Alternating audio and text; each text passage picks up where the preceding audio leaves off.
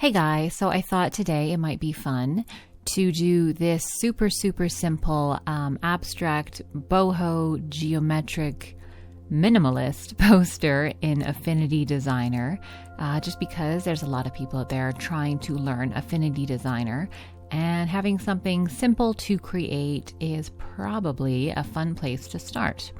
So I've got my blank screen here, and then I think it's at a weird dimension. So why don't we just go? I'm just going to make this a pretty plain 8.5 by 11, just like that. That worked, right? Yeah, 8.5 by 11, 300 dpi, perfect. Now, if you're just making a new document, you would just go File, New, and then do the same thing right in here. And then just go create. So we've got our document, and now I'm going to make a few basic shapes that I want to do, or that I want to make for the poster.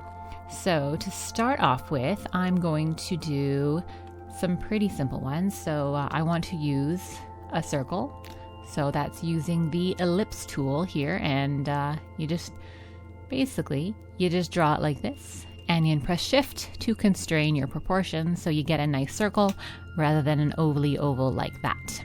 I'm going to delete that one. So we've got our circle, and next what do I want?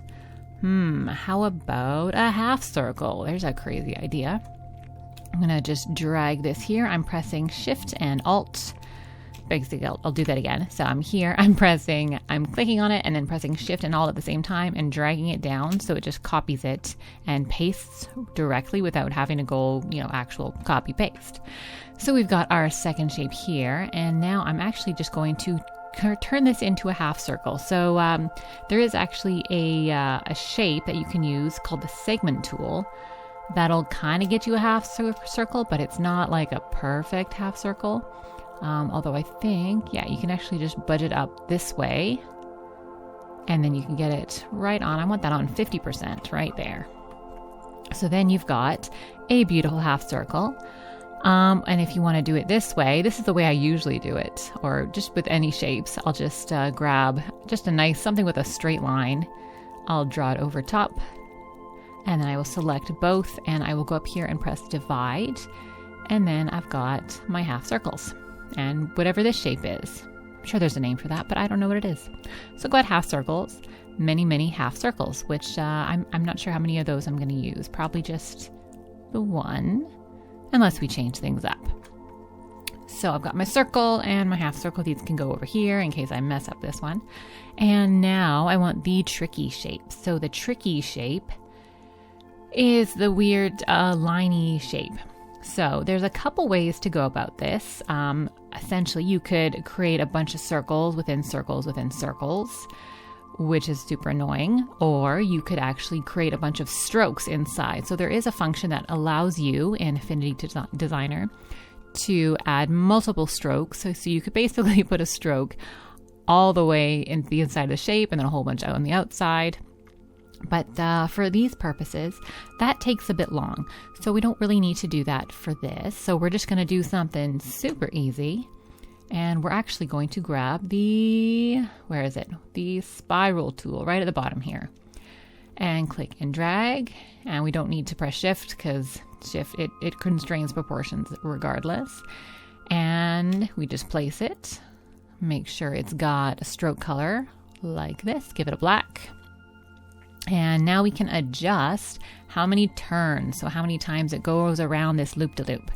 So we can make it like something crazy like 20, which I think is a bit too much.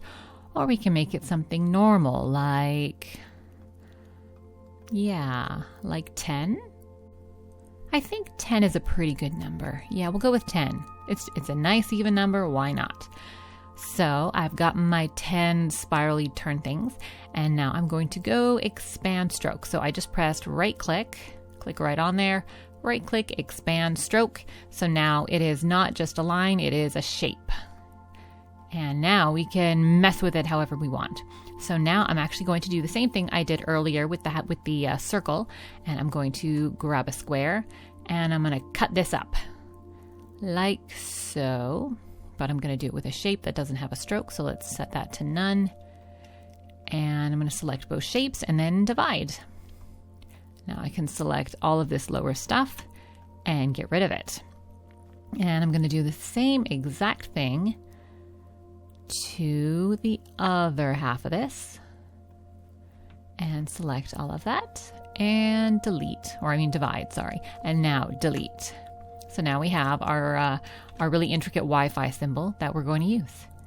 Here we go. Now I'm going to check the bottoms to make sure that they can work for this and then I didn't mess anything up.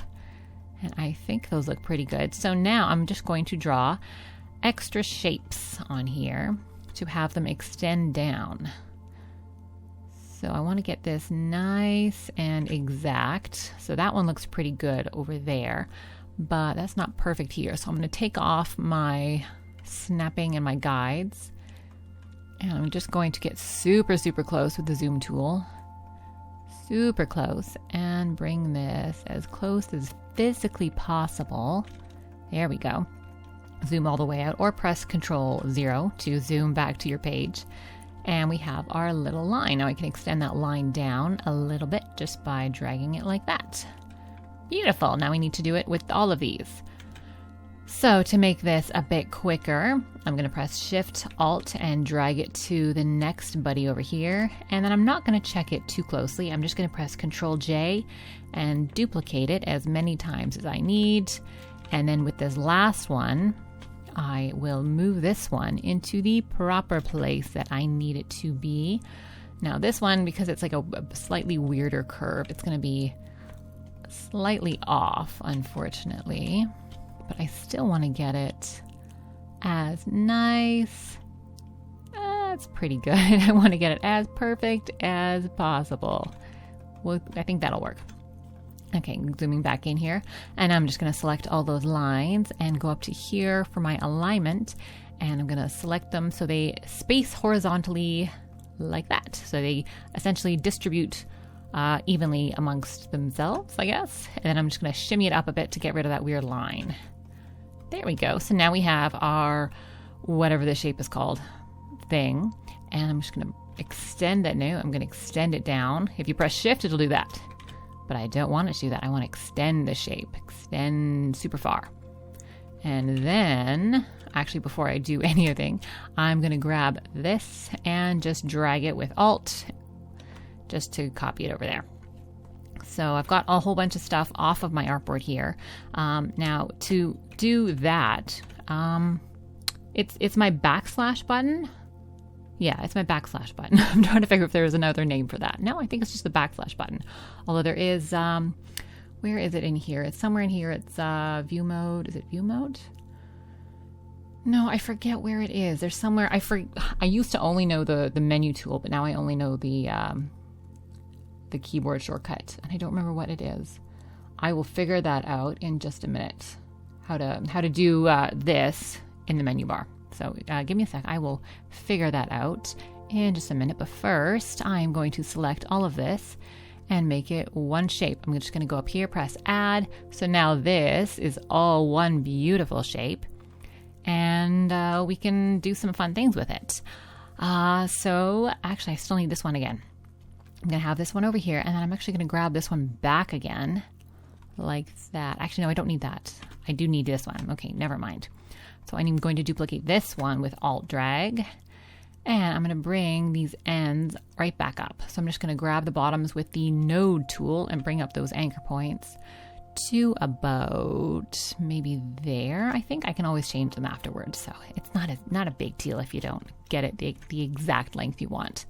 So I'll bring this over here, and I'm going to Shift Drag so it stays at the right spot, and right click and go Transform, Flip Horizontal.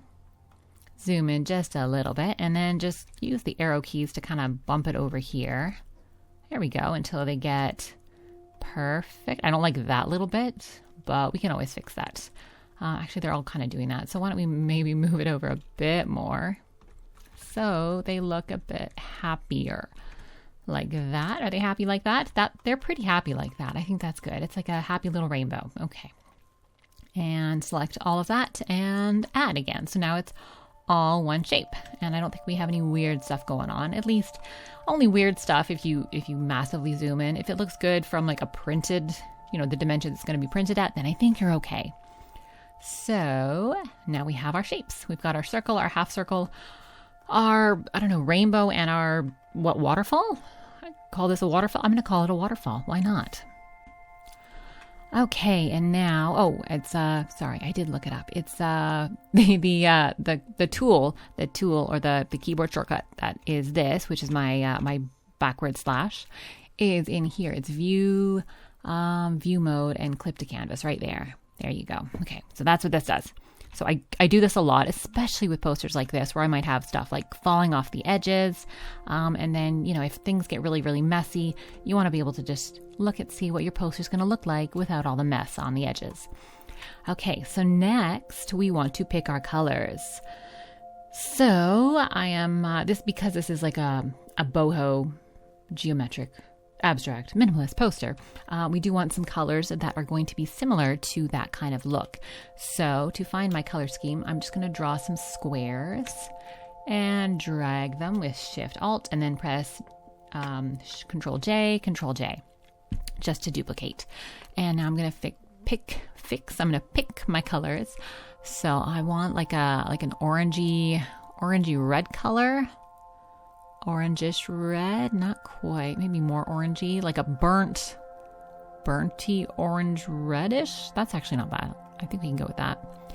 And for this one, I want like a nice yellowy color. I think that works actually. Okay. And now I want my dark color. So we could do like a nice dark blue, because blues look really nice with yellows and oranges. But I don't want it to be like a super blue. I mean, that's fine, but for this specifically, I want it to be something that's like kind of, how do I say it? It's like something that's can be viewed as both a dark gray, but also blue, like something where you're slightly confused as to what the actual color is. Is it gray? Something you'd argue about. Yeah, like that. Perfect. Is that a gray? Is that a blue? No, it's a little bit of both. That's perfect, but still dark enough that we can have that contrast, because there's quite a bit of contrast between those two. And for my fourth color, I know how to count. I want something that is super, super pale. So I will take my yellow color. How did I do that? Some keyboard shortcuts are just like, I don't even think anymore. I clicked it and I pressed I, and I clicked that color to sample from my yellow. And I'm going to go up here and play around with the nice pale color, like a super pale, almost getting lost in the page kind of pale color, but also not super ugly. Something that's kind of nice. That could work. I may change that. I may change this too. It's not quite the red that I want. Or the burnty red. That's a bit better. I think those others are okay. We'll go with that. I may change it later. But yeah, okay. So now with this, I also do want a background color. So I'm going to force pixel alignment and put on my snapping. Come back up here, draw with my rectangle tool. And I'm going to just shove all of that to the back. So I'm going to go right click, arrange, and move it to the back. Ta-da! Now, I don't want that color to be that color though. I want this to be a nice, not that, somewhere in between these two colors. So I will go back up here and get something that's super pale, but also has a bit of color in it. Maybe like that. That could work. But I also want this to be able to show up on it. Yep, that actually works. Okay, cool. Bring that back to here. So that will be our paged color. And now we need to give these guys some color. So let's give our circle, our red. We will do half circle, maybe the yellow. We will do this guy in bleh. I may change that. And this guy, we will give that color. So how's that looking? I think that's actually a little too bright. So I want to change both of these colors just in case I sample from this one again at some point. So to do that, I will click on the object I want to recolor. I'll go up to select and then select same and fill color. And it selects everything with the same fill color, and I will change it from here. So I will go slightly darker and slightly grayer, slightly, and then close. And they both changed at the same time, which I think is just magic. Yes, it is. Now this, I don't like that color at all. I don't think there's enough contrast. So I'm going to make that a bit pinkier. A bit pinkier, not a bit brainer, just a bit pinkier. How about, that's not bad, like a coral color. I think a coral color would look nice here. Yes. Do we like that? I kind of like that. Again, I may change it again. So now we basically have our fun little shapes that we can just move however we like and change them in whatever order we want and get some fun effects going and move them about. If we want to rotate it, we can just click on it, then click on the edge here, rotate it around. If you press shift, it'll constrain to a specific angle. Well, let's undo that with Control Z because I like my half circle on the top like an egg. And let's get some contrast in sizes here. So obviously this is the biggest, but I want some more contrast. So I'm going to shift and drag this just to make it nice and big. And I want to stick it here, maybe here. Maybe I don't want it too big. I can make it massive, but I don't want things to get crazy. So let's put this guy, what if we try him upside downsy, like that. Okay, and whoops, press shift to constrain proportions, otherwise it's going to go like this, and we don't want that. No, we don't. We'll do it like that. And if at some point you're thinking that maybe you have too many lines here and you want to get rid of some lines, you can go to the node tool and just go in and like individually select some of these. So I'm going to delete that one and select all of these ones. Bam! And then it gets rid of that one. So now we only have 9 lines, which I'm also still kind of good with. And we have our spare over here if we need to go back and fix anything. And also we can just extend these lines down then and cut this off again if we really need to. But hopefully we don't. We'll just keep it to 9 here. So next, what should we do? We should drag this up. Yeah, I'm going to drag that right off the page. Okay, and again, I'm going to press my backward backslash so I can clip to my canvas and see what it's actually looking like. I am coolish with that. That's not bad. Okay, now what next? Let's get this guy. Let's get, so we don't want these on the same angle. It's just, it's a bit too redundant, I guess is the word. We want a bit more variety in this design. So why don't I flip it on its side and make it a little bit smaller, like that. Do we like that? I don't know. And bring this guy up, and I'm going to bring him to the front. So arrange, move to front like that. Okay, and now, I'm just going to play around with the placement of all of this stuff. And just move it around until I am happy with the design. So you can have some stuff going off the pages. You don't want it all like this, though. You don't, this isn't a very balanced design.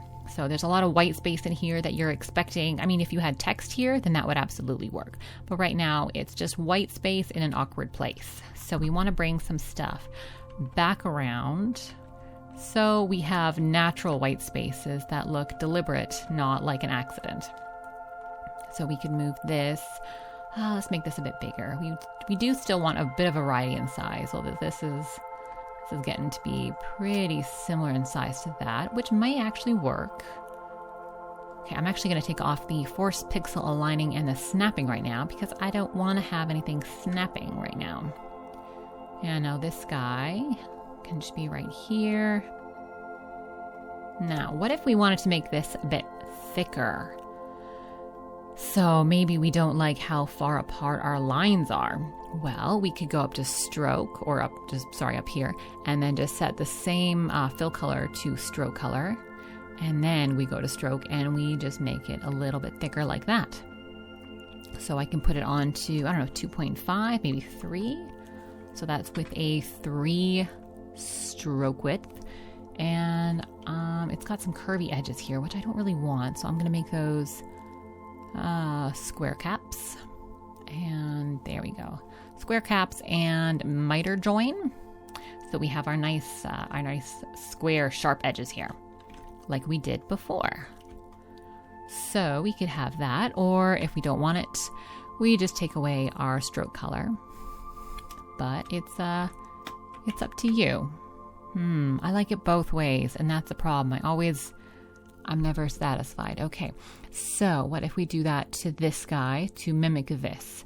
Well, I will do the same thing. I will give this a stroke color that is the same as the fill color, and I will also give it a 3-point stroke. Oh, okay, not too bad. All right, I can deal with this, but we got to get it in the right spot.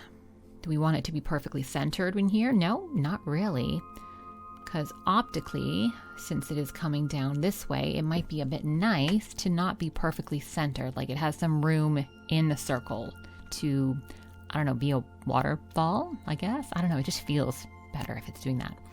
And that guy, I don't really want him at the edge here. I kind of like having him over here. Maybe I need to make this guy a bit bigger. Maybe we have too much similarity in sizes. So we'll bring this a bit smaller and then have that like here. Maybe this is too big. Maybe like that. And again, you just play around with it until you are actually super, super happy with how it looks. And another thing you can do just to kind of polish it up a little bit is to go in and just check where your shapes are actually intersecting.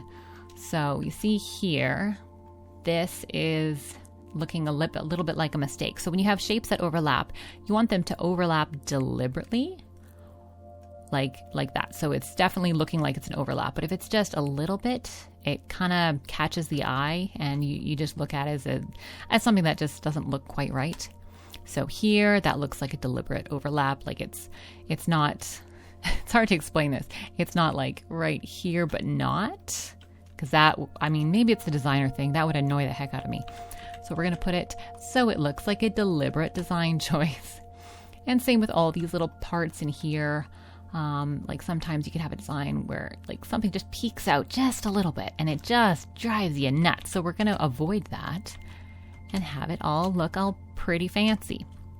Okay, now for this design, we don't need it. It's not a symmetrical design. It's a balanced design, but not perfectly symmetrical, and we don't have everything aligned perfectly in the center. So we don't need to have everything here in the center, if you know what I mean. Like we don't have to have it perfectly in the center here. We can have it a little off to the center here. So it is nice and balanced, and that works because it's heavy here, but everything is kind of moving this way. It's all moving to the left. So it works visually and conceptually, although I'm not actually sure what the concept here is. It's let's see. It's a waterfall falling into a lake, and this is the sun coming up over the horizon, and this is someone's pool floaty that fell into the lake. Yeah, I don't know what the concept here is. Regardless, I think this works.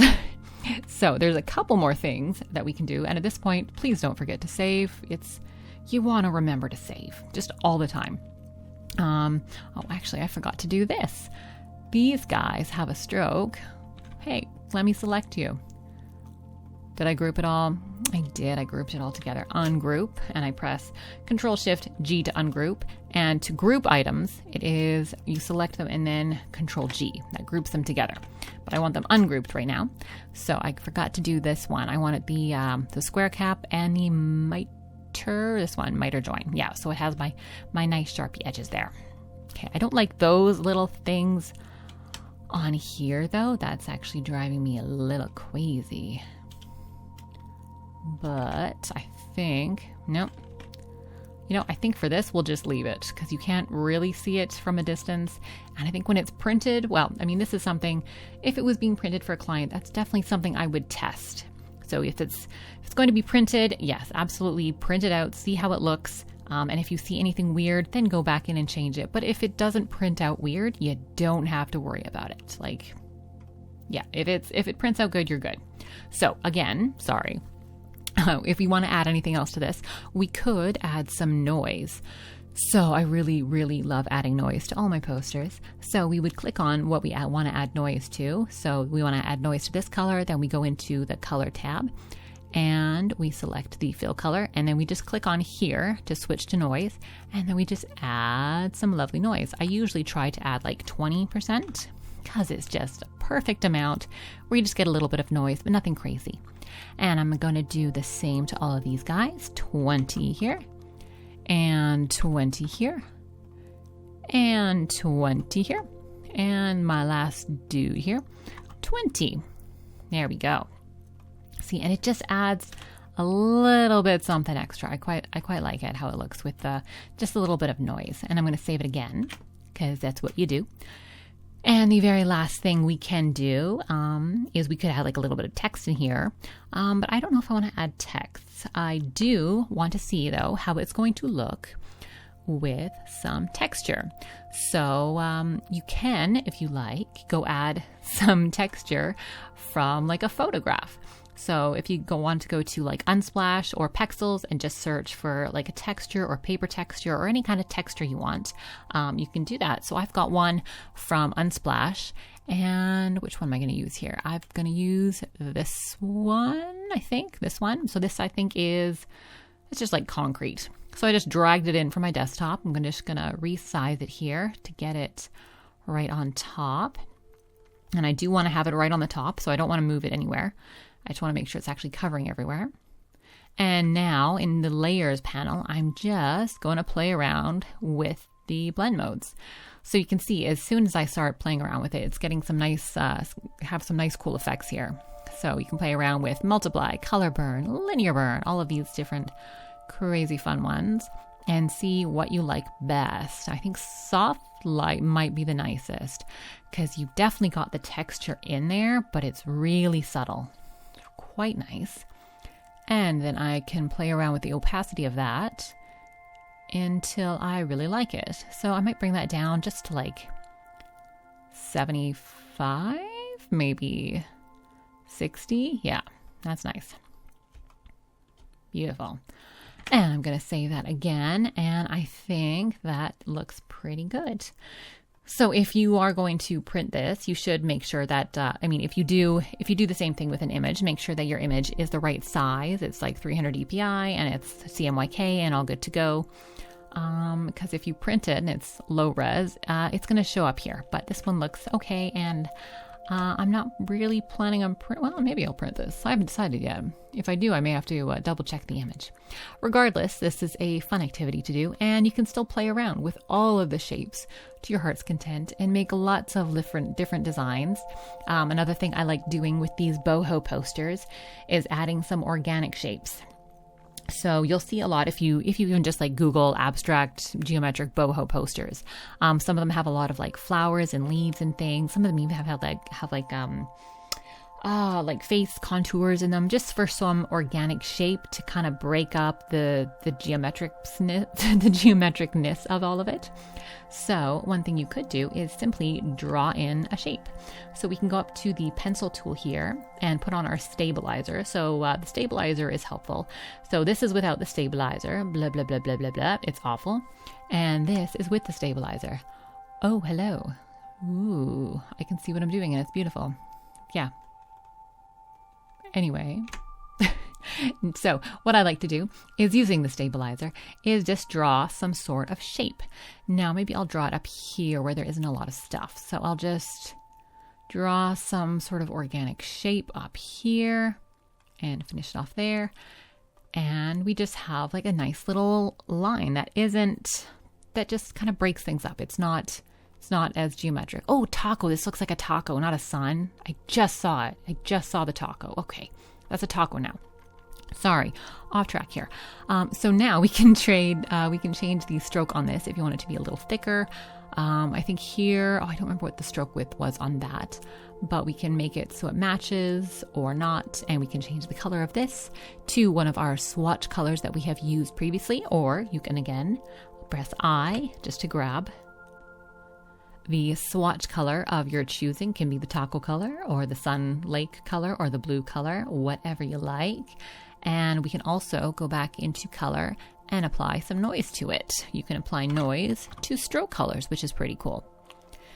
Now you can have that on the bottom, or you can have that above everything like it is now. If I make it, let's see, arrange, move to back, then it's gone forever, but I can also take this and go arrange, move to back.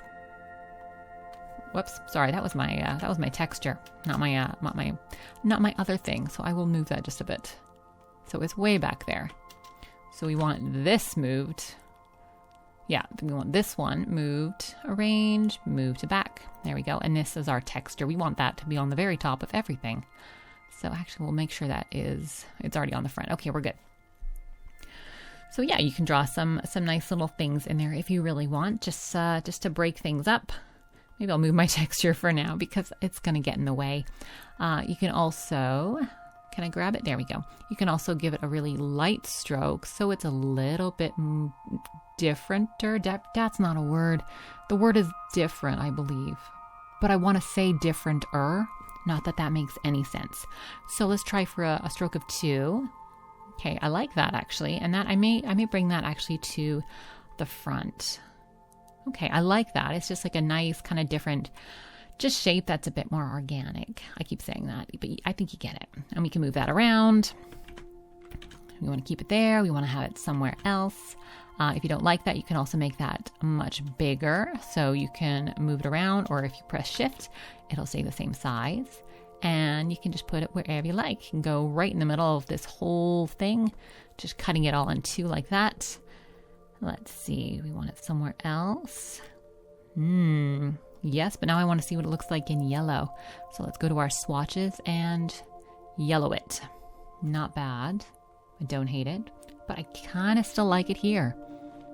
Yeah, I think it works nicely there at the dark color, or we could try it in the red maybe. Ooh, it's not bad in the red, but I kind of want it in the blue. I don't know why. Maybe I'm just attached to the blue now. Do we still have our noise on that? No, we don't. We'll have to bring the noise back on that one.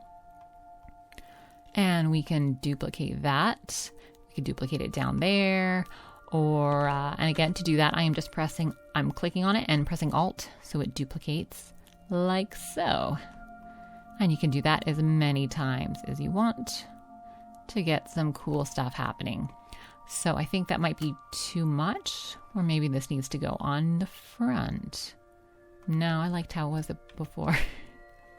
So I hope this has kind of helped you figure out some cool stuff that you can do in Affinity Designer, and how easy it is just to make like an abstract, any abstract poster, especially an abstract geometric poster with just some very, very simple shapes and some cool textures, and we can put our actual texture back on once I'm done.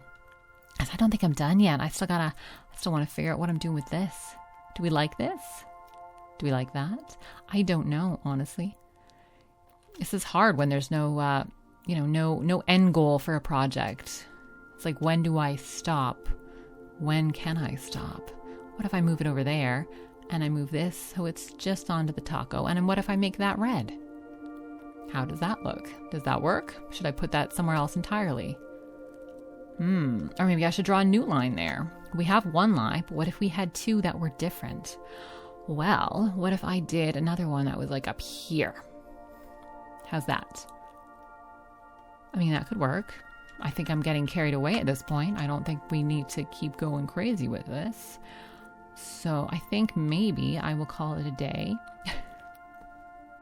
So I think we will move our texture back in.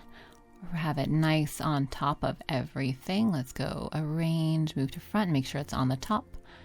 And is that enough texture? Again, if we want to have a bit more, we can bring this up a little bit to maybe 65. I think that's pretty good. And I think we are done. So thank you so much for watching. I hope this was informative and helps you just do some fun stuff in Affinity Designer. If you have any questions, let me know in the comments. If you want me to do more simple stuff like this, let me know. If you want me to do, I guess, more simpler stuff, because while this is simple, this might be more simple for like still an advanced level.